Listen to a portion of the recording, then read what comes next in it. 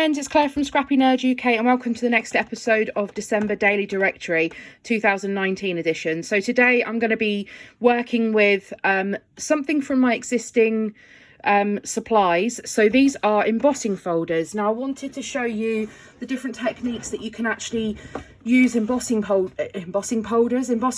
for, and the different sorts of materials that you can use them with as well. So I've got out my Big Shot, so any sort of die cutting machine, on an electronic one, or not a one like a Cricut or a Silhouette, and showing you the different techniques of using embossing folders.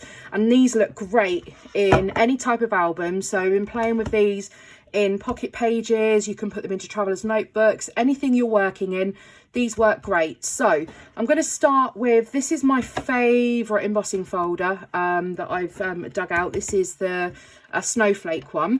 So I'm just going to turn my Big Shot around, and I'm hoping that you can get in the majority of what I'm doing here.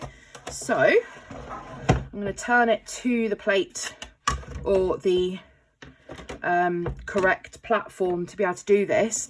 Now this is acetate, and I'm going to pop that into this little folder, and I'm going to pop this through my Big Shot, and I'm going to show you the result.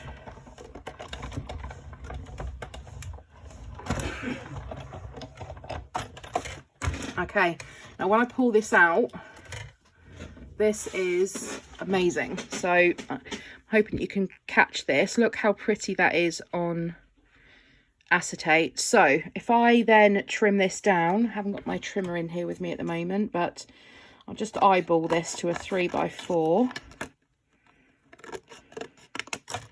It's probably too small, but it'll give you the effect that I'm going for. And I'm just going to grab a little pocket page. Yeah, it's way too small, but you'll see when this goes into a page protector, how amazing does that look. Obviously you trim it to the actual right size, but as I said, you can trim it to whatever size you want. You could even fussy cut these out. So if you've got something like this, a snowflake one specifically, or anything else, you could sit and fussy cut these out. It's a little bit harder on acetate, but just showing you can actually emboss acetate, and look how amazing that is, especially in the clear pockets. So that's the acetate one, and then we're going to move on. We're going to have a look at some other materials as well. Now you can emboss on tissue paper. Now I have multiple layers of tissue paper here. Now with the Big Shot, I will give you a bit of a tip if you've got the Big Shot. If you've got a thicker embossing folder, so this one's a bit of a thicker one, it doesn't like the standard format. So what I have to do with this one is I just need to use something as the bottom plate. So just be careful when you're doing this. Don't force it through your machine. If it doesn't want to go, then try and take out less layers of tissue paper. This is only if you're using one of these thicker ones. This is a really thick embossing folder.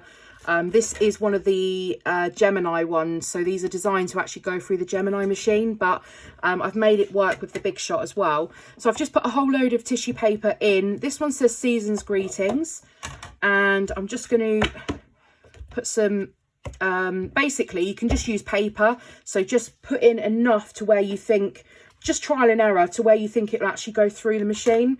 I've done a few of these now, so I know that that's going to fit.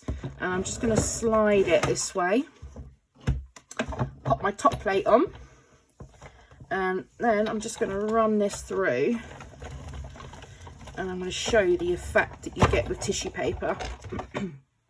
So that's through the machine. I'm just going to open these out, and they create this amazing effect on tissue paper. Look at that, how brilliant is that? Now I don't know if you're putting this into an album, whether over time it's going to flatten out, but if you're wanting to do, or if you just want to do some wrap some little things up, then you could use these for gift wrapping as well. But the reason I wanted to show you multiple layers is just carefully peeling these off with embossing folders, you actually get a really good impression the whole way through. So this is just some white tissue paper that I have in my stash, and each and every one is embossed with that impression. And this is 5 layers, and you can see that even that bottom layer there has still got that impression just like the first one. So you can use tissue paper as embossing. You can use tissue paper to emboss with. I actually have one of these in my album, so I've cut it down to a 4x6 and I've actually popped that in one of the pockets as well. So I've done that with tissue paper. So we have the tissue paper, and we also have the acetate. So some other things that you can try as well is gold foil with embossing folders. I just love the effect that you get with this. So I'm just going to move this over. I'm going to find the next one that I want to use. Now I've got this one here. This is a Cuttlebug one, and it's got a whole load of all these different words on. So I'm just going to pop that folder in, and we'll just trim it down.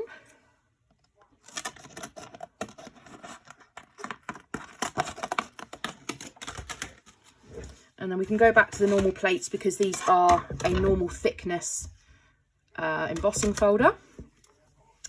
One thing that I always forget is I've embossed this one way or the other, and then I've ended up with the words back to front.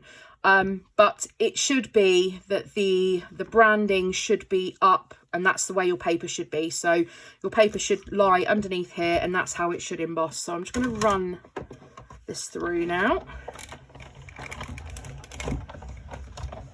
And try not to do more than one pass because it can start cutting through your material. So I'll just show you how this has come out. How amazing is this? So that could be used on its own. It would stretch to a 4x6 pocket. Or you could, in this particular one, you could cut these words out and it'll make great little embellishments. So that's not heat embossing, that's dry embossing on a foiled paper. It comes out perfectly. And one other thing as well is vellum. So I've been having a play around with embossing on vellum. Now I've got this little fireplace, and I have got the smallest little scrap of vellum here, so I'm hoping this is going to be big enough to work with.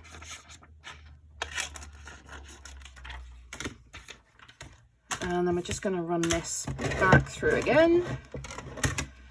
I'll show you the effect that we get with the vellum.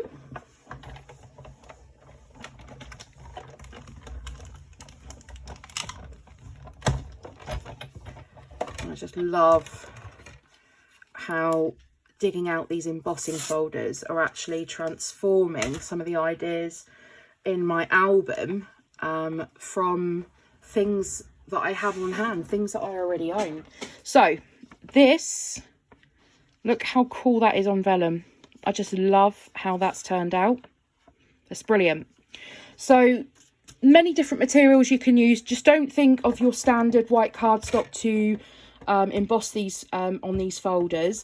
You could also apply ink to the folders before popping them through. So I'm just going to grab an ink pad and show you the sort of effect that you can get. So we want, this side is going to be the impression because it's got the branding on. So we're just going to apply just some real, I'm going to move my big shot out the way so I can do this on a flat surface. Just some real gentle ink strokes all the way down the folder. I wouldn't suggest you do this with StazOn because it will stain your embossing folder.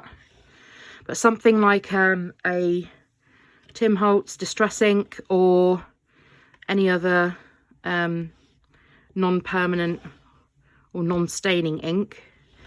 And just be careful not to push too hard because you don't want the ink in the debossed areas, the bits that sort of go down.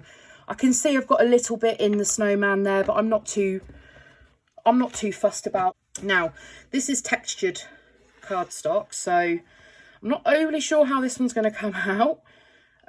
So I'm just going to pop that in there, press the folder down, and then just keeping it nice and snug together. I'm going to pop this back through the Big Shot. And then it's going to press all of that ink into the paper. And then we have this. Now, it's not perfect by any means. As I said, I pressed a little bit too hard in here. And as it's a distress ink as well, it's going to give you that blotchiness because of the distress technology in the ink. But you could just use this with a normal ink as well. But I absolutely love being able to apply ink to embossing folders and then popping them through, and then that ink transfers. So this looks like something you could have bought in the shop. And again, as I said, you could cut these out. They've got, you know, little splotches of colour all over them. But yeah, look at the supplies that you already have. Look at the embossing folders that you might have. Personally, I think that embossing folders are fairly inexpensive in terms of a supply that you can use over and over again. And the fact is, I've got here multiple different, I mean, look at these two. This is the gold foil emboss, and this is the one that I did with ink on textured cardstock. I've used the same embossing folder, but got two completely different ideas. And to cut these down specifically for me, and I don't have a page protector that is a 4x6 vertical, but I could always make one from a 6x8, and that looks absolutely amazing. Or I could punch that and actually have that as just an insert in my album, and even the back of it looks pretty cool as well. So yeah, we've got those two. We've got the vellum technique, we've got the tissue paper, which is one of my favorite things that I've just discovered, to be honest. So that's pretty cool. So embossing on tissue paper. And then finally, just going back to that one we looked at originally, again, another one of my favorites I've just discovered is actually embossing on acetate, which is pretty cool. Acetate, printed acetate can be super expensive, but you could make your own pretty little acetate pieces at home. So I hope you've enjoyed the video today. I hope you found this informative. I hope if you do have those embossing folders that you will get those out, give them a go. Even if you don't have any Christmas ones, if you've got any generic ones, give it a go. No one's going to notice that it's any different. I have some flowery ones and some flourish ones, so give it a go, see how you get on, and look to incorporate these into your album. When I do my album flip through, you will see these featured in them. So I hope you've enjoyed the video today. If you have, please give it a thumbs up, and don't forget, I am looking for comments for ideas for people that don't necessarily celebrate Christmas but can then do a December daily. So some ideas as to what you can document every day, so I can collate a video at the end. And also any I'll look to do a Q&A, so if I get enough questions then I'll do a Q&A video at the end as well. So thank you very much for joining me, and I'll see you all tomorrow for the next video. Bye.